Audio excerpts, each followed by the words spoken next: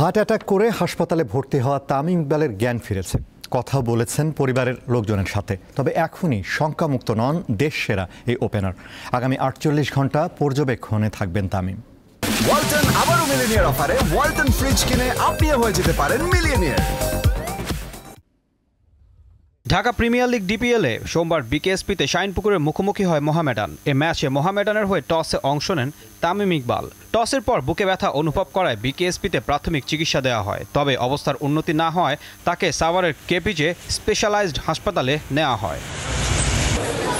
সেখানে চিকিৎসকরা জানান তামিমের 2বার হার্ট অ্যাটাক হয়েছে। হাসপাতালে এনজিওগ্রাম, এনজিওপ্লাস্টি ও স্ট্যান্ট করার পর হার্টে একটি রিং পরানো হয়। ওনার একটা হার্ট অ্যাটাক হয়েছে, এইটার জন্য একটা এনজিওগ্রাম, এনজিওপ্লাস্টি এবং একটা স্টেন্ট করা হয়েছে।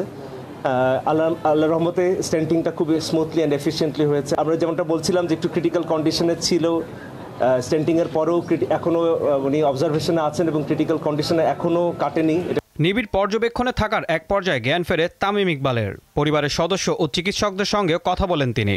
তবে চিকিৎসকরা জানান 48 ঘন্টা পর্যবেক্ষণে থাকবেন তামিম। এর মধ্যে প্রথম 24 ঘন্টা গুরুত্বপূর্ণ।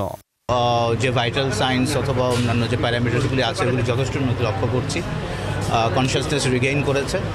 24 ঘন্টা খুবই ক্রুশিয়াল সময়। 24 ঘন্টা পর হাসপাতাল কর্তৃপক্ষের সঙ্গে পরামর্শক্রমে আমরা পরবর্তী ব্যবস্থা নেওয়ার চেষ্টা করব।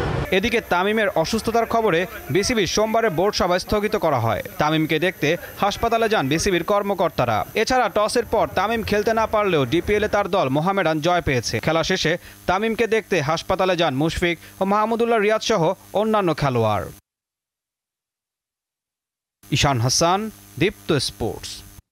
ওয়ালটন আবারও মিলিয়নিয়ার অফারে ওয়ালটন ফ্রিজ কিনে আপনিও হয়ে যেতে পারেন মিলিয়নিয়ার।